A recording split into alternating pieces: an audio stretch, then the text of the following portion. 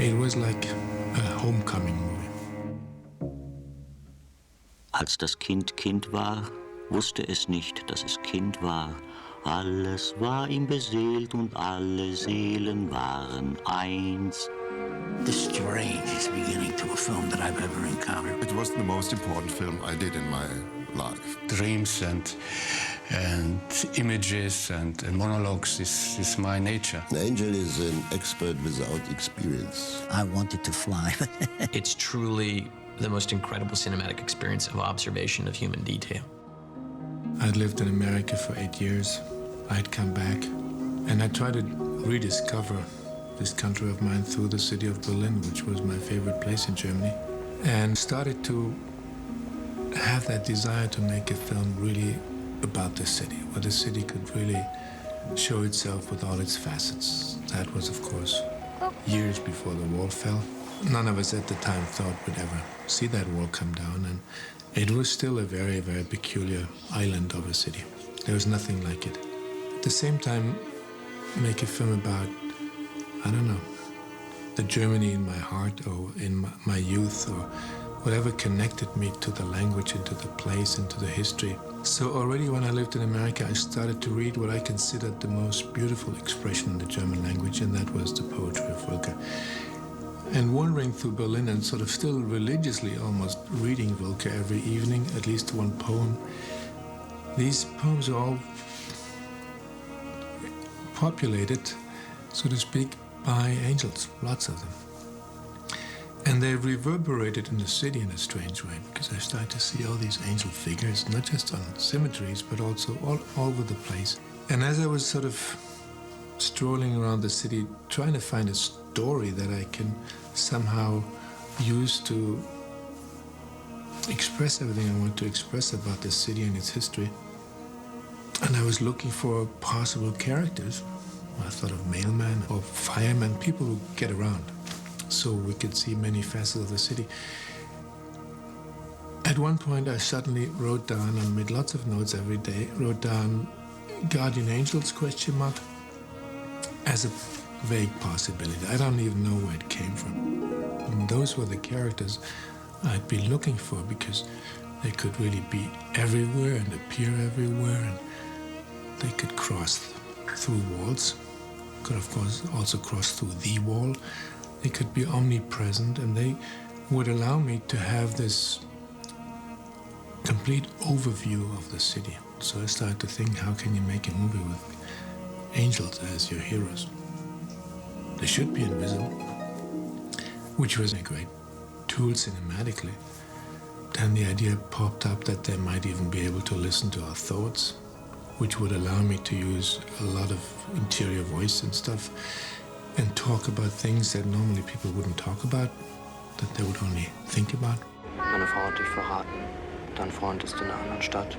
Deine Kinder erinnern sich nur noch an deinen Sprachfehler. Du könntest dir vor dem Spiegel jedes Mal eine runterhauen. Was ist das? Irgendwas ist. Ich bin doch auch noch da. I had this conglomerate of ideas in my head, and I flew to Salzburg, Austria, where my friend Peter Handke was living.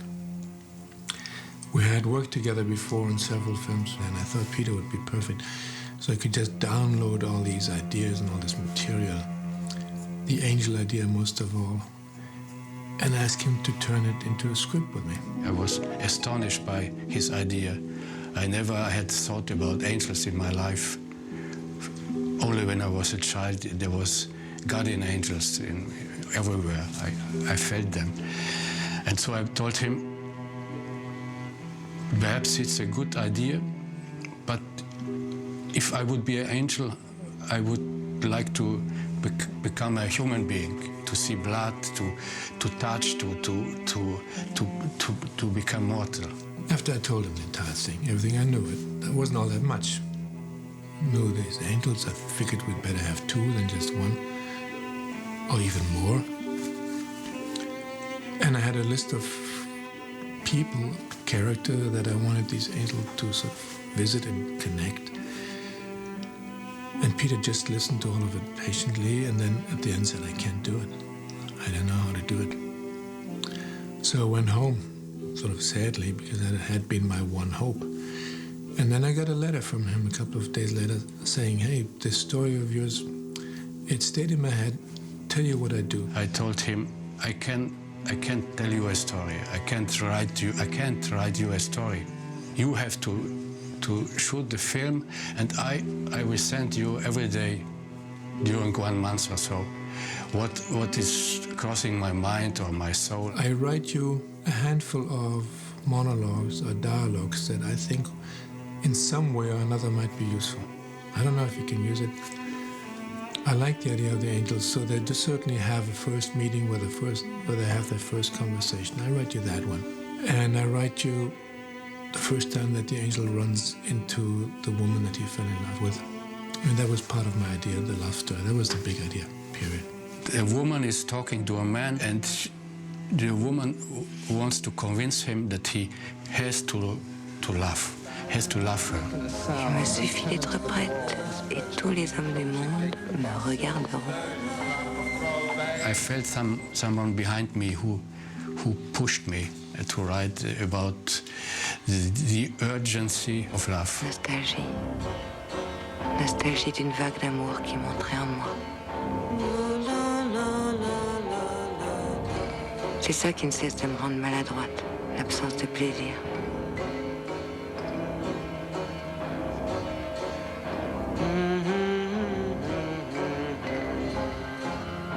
Envie d'aimer.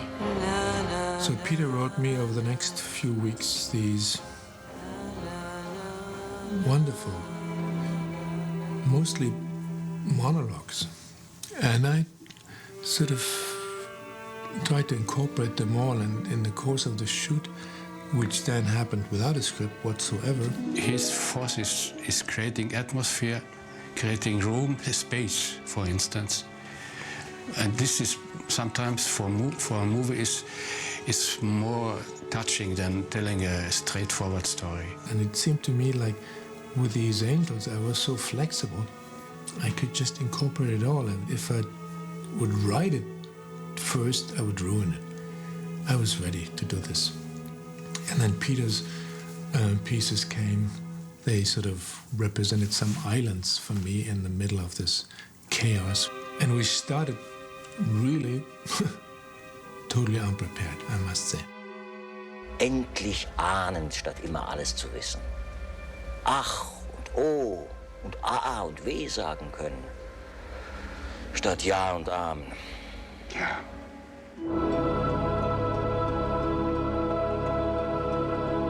The choice of Bruno Ganz and Otto Sander for the two leading characters was made the first moment I even thought of casting. I knew I needed 2 angels. 3 would be a crowd, 2 would be good. And I figured I better cast 2 good friends because these 2 angels had spent already an eternity together. To have the opportunity to perform an angel was very unusual. And Bruno and Otto had worked on stage together for 20 years. And he had a sheet of paper, just 2 sentences on it. 2 angels in the sky over Berlin. What do you think about it? I think a wonderful idea, let's do it. But who will find the story? And he said, we all together. Well, let's say he had no script, no dialogue, nothing you usually have. It was something, the whole time we were somehow under construction. But asking them to play angels was quite something because for once I didn't have any real preparational work for them to do. Mainly it was really kind of brainstorming and talking about how we got in touch with this world of angels. There's always gifts and pitfalls to having a really indelible performance that precedes you. Bruno Ganz, I think, in a certain sense, not to diminish Otto's contribution, but you think of his expression and he is the window into life in that film. Bruno and Otto are responsible for my casting Kurt Bohr as Homer, because a few months before we made the film, they showed me the tape of their documentary because they are so fond of Kurt and sort of had interviewed him. Noch niemandem ist es gelungen, ein Epos des Friedens anzustimmen. Was ist denn am Frieden, dass er nicht auf die Dauer begeistert und dass sich von ihm kaum erzählen lässt?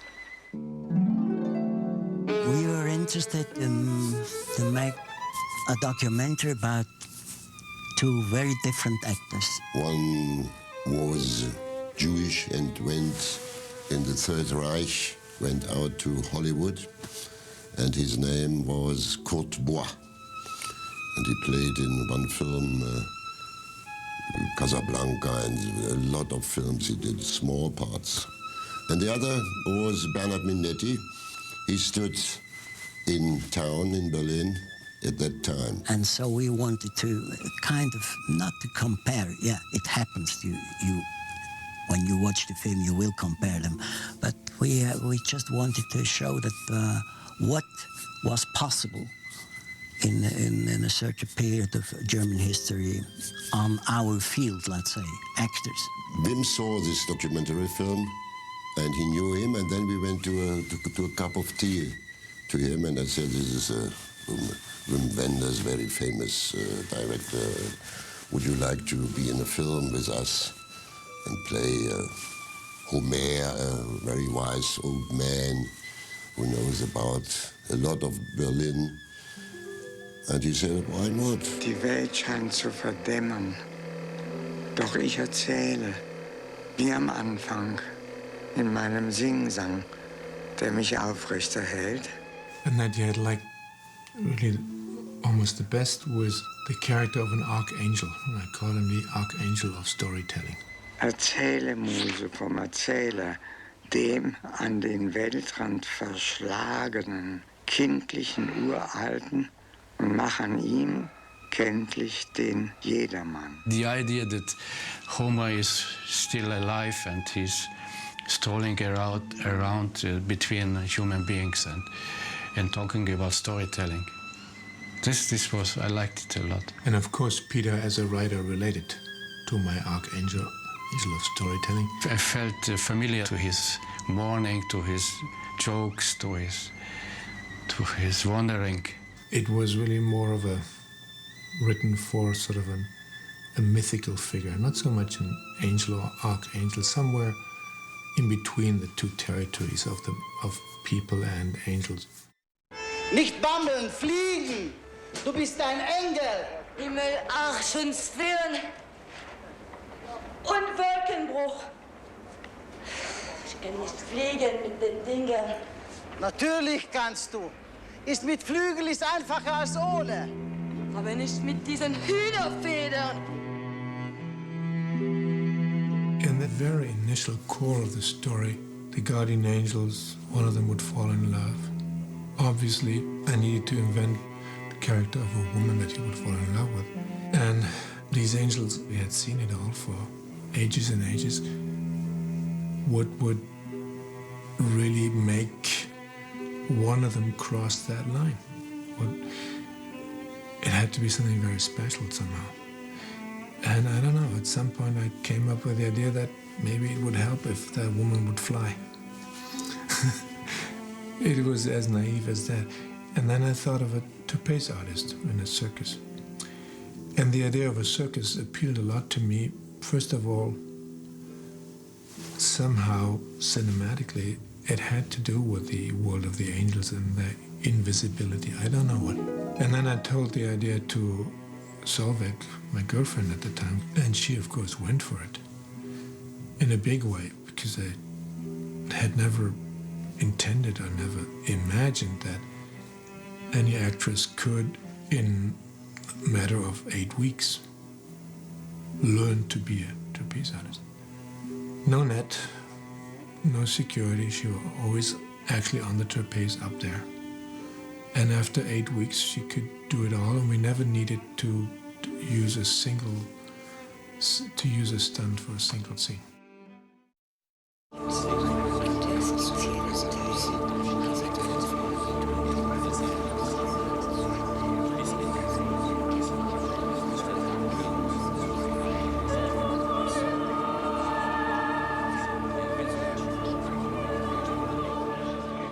It seemed to me that these metaphoric and poetic characters of angels, they could never exist in color. I don't know, I never really thought much about it. It was sort of obvious. I took it as a given from the beginning that their story had to be black and white. I think the choice of black and white, of course, went right to the idea of everything's there but the color. I mean, the fullness of human experience can only be experienced once you make that leap and transition. Also, I always feel like in black and white photographs, you see more the essence of things. It's like X-raying. Somehow in a black and white portrait, you see the person maybe not as realistic, but somehow you see really clearer who that is. But once I knew we would shoot Wings of Desire in black and white, plus with these angel characters and their invisibility and all the special effects that one could possibly dream of, I knew there was just one DP on this planet who could really handle it and who should make it and who should come out of retirement, and that was Henri. As soon as I told him about the angels being invisible, shooting in black and white, his hands were getting wet. He called his gaffer, Louis, who was a year older than Henri. Henri was only 80, but Louis, his gaffer, was 81. And he had his assistant working 50 years altogether, they both. And he make a light in a room. And the young Berlin lightman said, "Oh, this old man, look at him, what a light." And then once they said, "Look at this, 20 lamps and no shadow, no shadows in the whole room. How did they, old guys, do such a fantastic light?" Incroyable, incredible. And for that time, they did all for Henri and his assistant. They worked for them and said they had genius. Henri gave the film an incredible touch. I mean, there's the guy who shot Beauty and the Beast, just to mention one film, which for me is still the most beautiful black and white film ever achieved. He was really able to create a space using thousands of different grays, from black to white, all this kind of, and tiny things, and he did a great work. We shot the whole film with one filter that he had handmade himself in the 30s with a stocking of his grandmother, a silk stocking of his grandmother. And that material was impossible to find, and we only had that one thing, a fragile thing that was already 50 years old. And I had to get in front of the lens for every shot and had to be attached very carefully because it, of course, didn't fit with the modern camera equipment. It had to be sort of taped in front of every lens. Wim, he moves the camera. He uses every technical possibility. He's using it most of the time in a innovative way. Sometimes he's playing a lot too with technical things. Our eyes, angel eyes, are the camera. So I think they managed to cinematically capture life, capture a city in Berlin and its existence prior to the fall of that wall. That I think Wim probably intended more to be a meditation on that city. But what's interesting is it got away from him because in a way it became a larger human discussion that I don't think he even anticipated. I was rather interested how they would look, how they would appear, what they would, the outfit. On the first day of shooting, we didn't even have the wardrobe for the angels clarified. And we were still experimenting. So they would appear on the set, Bruno and Otto, in these hilarious outfits. And we just tested everything that was related to angels and that we could find in pictures or in paintings. He said initially I was sort of conceiving of the armor. And obviously the armor becomes this wonderful touch that connects all the fallen angels in his picture. But he said we were really searching around trying to conceive. He said, and literally I had my wardrobe person run out and who came back with these overcoats. And he said, and that was already into the beginning of production. And I found a photo from Issey Miyake, And that was a Japanese guy, like a samurai fighter, with the hair like this and with a tail. Step by step, we found how to design, how to is the image of the angel. Now, with costumes, I'll tell you what you worry about. The hat. The hat is the most difficult thing. How about trying that? For Christ's sakes, Yeah? get me a good hat here, will you?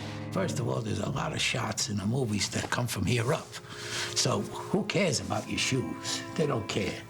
And your pants and all that, sometimes even a coat. But from here up, that's where the money is. We were already 2 or 3 weeks into the shoot when I realized there was something missing. And I realized it was some sort of more comical figure who wouldn't take himself so seriously.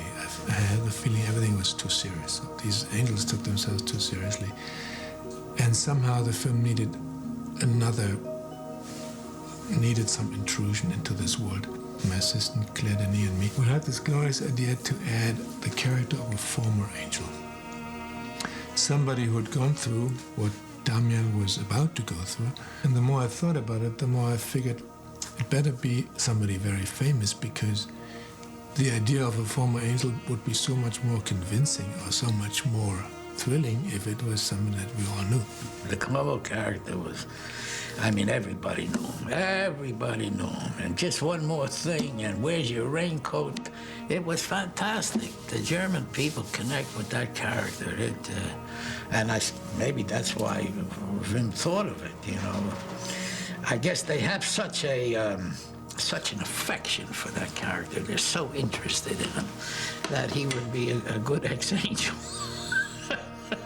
And there was some tenderness in him and something very convincing, a friendliness and a gentleness in his whole persona that I figured would translate his being a former angel really well. Ex-angel? I heard of ex-convicts. I heard of ex-wives. I never heard of an ex-angel. And he said, this is the craziest thing they've ever been offered. And you have no script? I said, no, we have no script. When do you need me? Maybe he loved Wim and he wanted to take part in this kind of experience and developing something, not knowing exactly before what. And I think he liked this way to do this film. When he came, he was Columbo.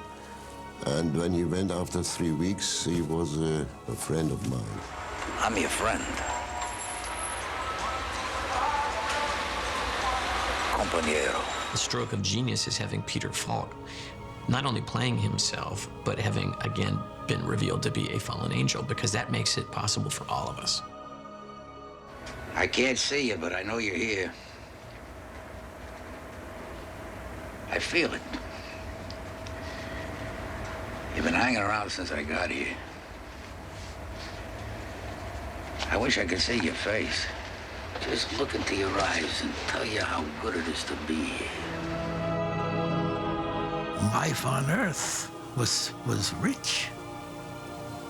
That was my point when I would talk to these angels. Hey, come back over here. There's a lot of good things going on, you know. I felt very limited and restricted because I couldn't behave like people what they was, and I felt I saw the danger that it would be boring because these guys are standing around. They are just communicating by looks, and they are listening to people's thoughts. They can read people. They can understand what they are thinking, but not, there is no action, no interfering. Of course, their invisibility created lots of problems and, of course, lots of fun, too. It was contradiction because I liked it to be invisible, but on the other hand, I felt a little bit like in a prison. And once I said to Wim, please get me back from heaven, put me on earth. Otto had sort of come up with a concept that he would very soon become a criminal. And he had beautiful ideas for that. And I said I will do the same as an angel. Be on every point in every time. So I need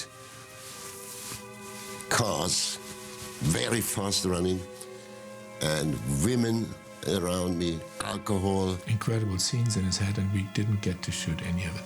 After almost 80% of my shooting time and budget, it was about time to get Damian over there into the realm of people and color. But there was not enough money to have Cassiel follow, not enough time. Only years later, because of that, I made Far Away So Close, so Otto could finally cross the line. Ich werde sie in den Arm nehmen. I remember the day we were shooting the transition from an angel to be a human being. There we didn't really know what he would say and how, and I mean, there's no experience, nobody in the world did happened to be first an angel and then he became a human being, and so we had really to invent this kind of dialogue, or the lines Damian would say. Wim called me and told me, can you write one sentence about an angel who is becoming a human being, who is falling out of the sky and touching the earth? We need one small sentence. Well, what is this? This is blood. Jesus Christ, so and how does it smell? What is it? He's bleeding and he's licking his blood, and suddenly he tells to himself, oh, it tastes fine. And so I did not even write this sentence. I told him at the telephone.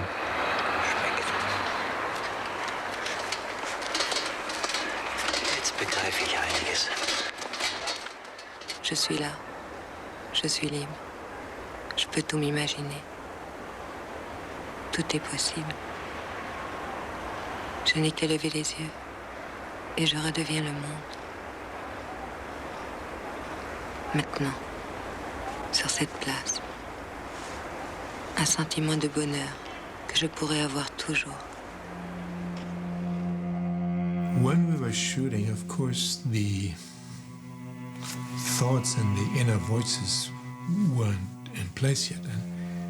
And I had no tapes to play to these people with their own thoughts. The night before, or even in the morning before shooting, we had a sort of dialogue, and we knew exactly what people would say and what they would think. These shots were all done more or less silently, but I had prepared like my own version of what they might think.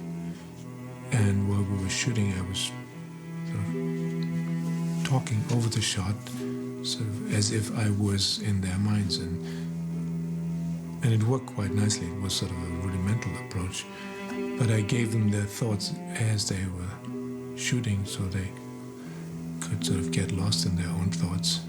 I had my own thoughts because I saw the guy or the woman or the girl, and it was only in my fantasy. Only in the very end, the decisive element came to it, which was the voices. I came to Berlin when the film was being edited by Peter Przygoda. And then I realized that Wim let drop out a lot of my fragments or texts. And I felt that the film was nearly silent, only music and some too much atmosphere. And then I proposed Wim to, in the editing phase, to all my texts, nearly all of what I had written, to put it in the editing phase of the film. And that really reshaped some of the scenes one more time, when finally we heard people's thoughts. That did throw a very different light on the film. Sie ist nicht fort, Cassiel, ich weiß es. Ich werde sie wiederfinden.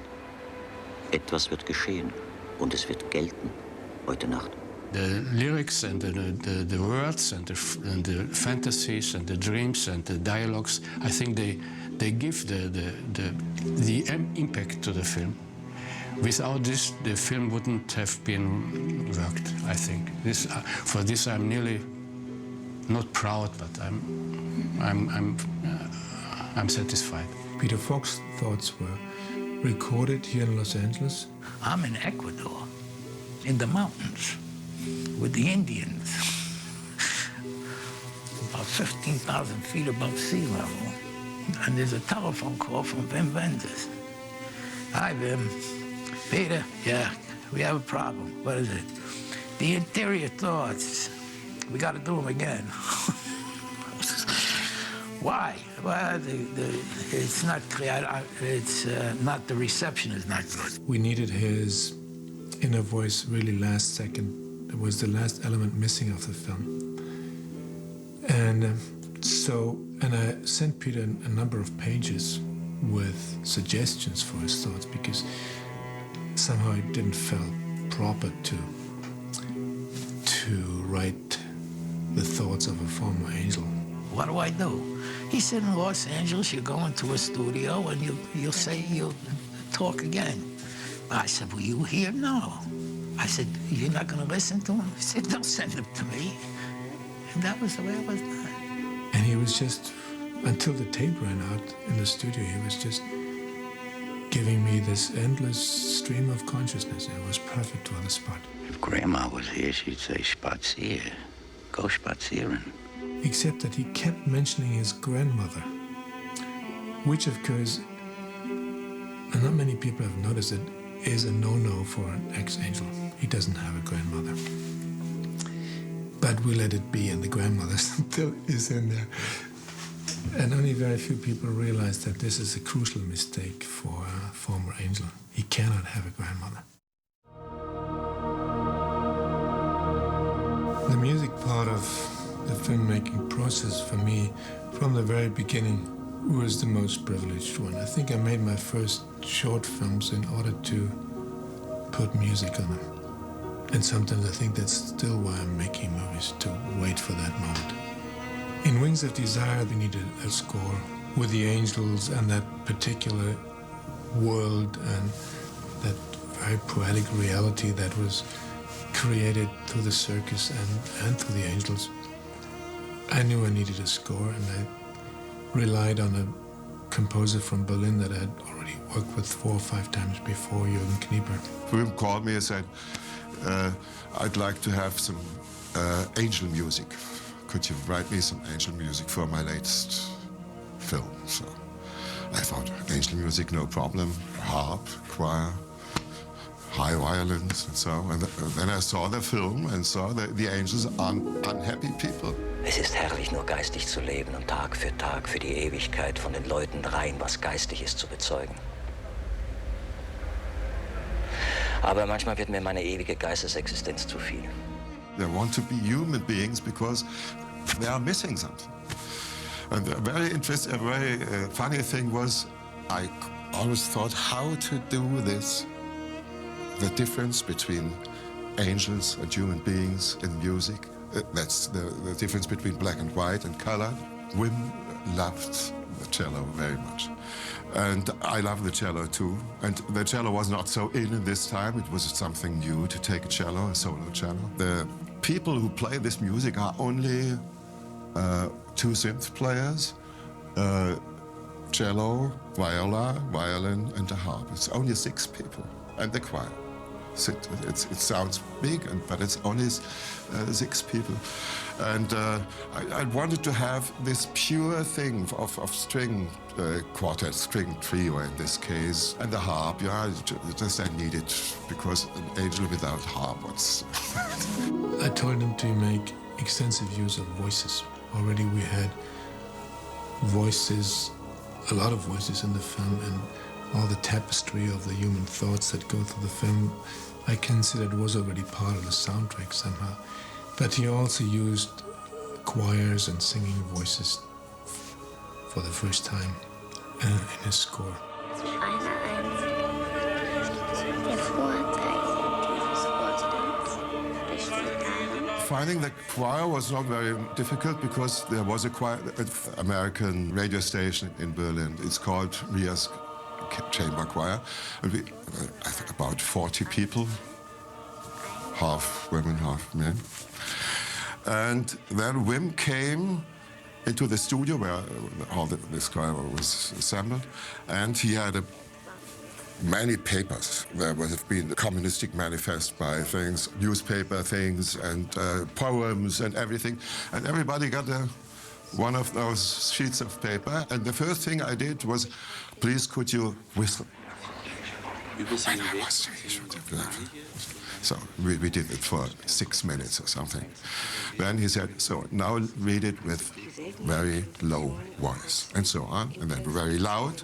And then I played them in, everybody had earphones, then I played them this ancient chord in the earphones, and I told them, you can sing, but sing only things, you have to sing your text, and you sing only in those tones you hear in the third.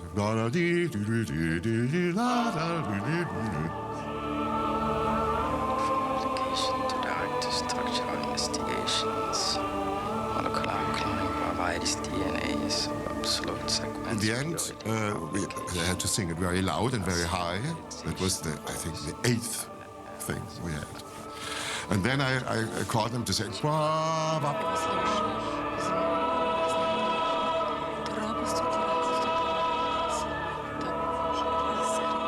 so we had, in the end, perhaps, I think, 11 or 13 tapes for the same thing. So we have to find a very, very big table to have all those, because we couldn't do it electronically. We had to 13 tracks of music. We could mix it or put it together. And I felt that really also created a link between the different worlds in the film. City of Berlin, the circus, the movie set where Peter was shooting, the library where the Angels was living. And I didn't make a film like this before, or perhaps it's a very strange, such a strange music in all, you know. So perhaps nobody did the music like this before or something. I don't know. It was a very important thing for me. Speziellen Teil geht ebenfalls mit einer Kultur der Tube einher. Gelegentlich ist die Kulturauswahl und Organisation. Der Fruchttod erfolgt gewöhnlich im zweiten bis dritten Schritt. He sings in pictures always, and he trusts in the actors he got on the set. So the actors has every freedom. They can do what they want. Generosity, sense of humor, and that he is willing to take these risks. Everybody loves him when he does films together with him. Everybody gives his last for him. It was always this way. And he's a friend, but a friend, you don't know anything about him. I don't know anything about him. I know him since we did the first film, 1970. I don't know anything I know about him is through his films. Like no one I know, he has the sense of space and timing and rhythm. When I saw his films, I was deeply touched by this sense of space. It was like nearly a religious feeling. The world is full of talented directors. There's a huge army of them, and they're very, very gifted people. But there's only a handful that are truly original. And Wim's an original. I felt I'd made something very poetic, but certainly not very accessible, I figured. Anyway, I'd made it to make sure that I wasn't going to repeat myself after Paris, Texas, and make something very different.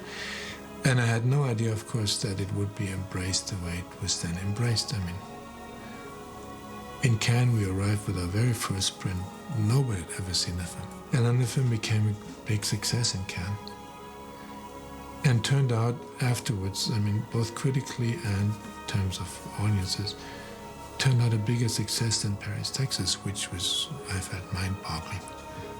I really seriously thought nobody's going to follow you on this path here. That's going to remain a very mysterious, very strange art house movie.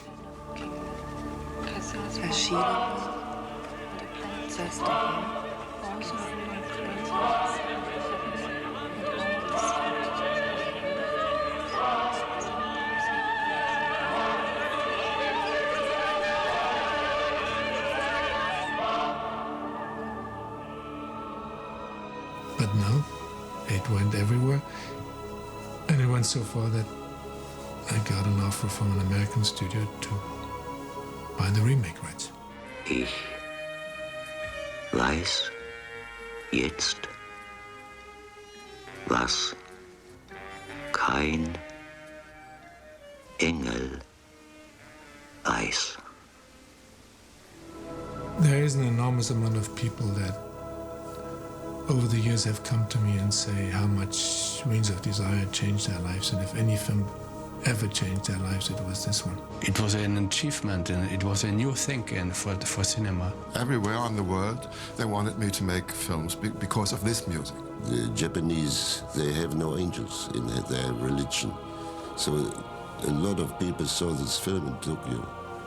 And then they came to me and, you are the angel from this film. It's impossible to see you, you are invisible, and things like that. And I found it in Japan a lot of times. See, the picture affected people. They would talk about it like it made a difference in their lives. They were taken by it. When it was released, it happened to me. Getting into an airplane in Berlin, people would say, "Oh, it's you. That's great. We feel secure. We feel safe. That's good that you are flying with us." Think of it as a human epic of intimate proportions. Wings had a very personal effect on many people. I know that, and I have countless letters and countless sort of witnesses. People who come to me and say, "Hey, you know, we're married because of your film."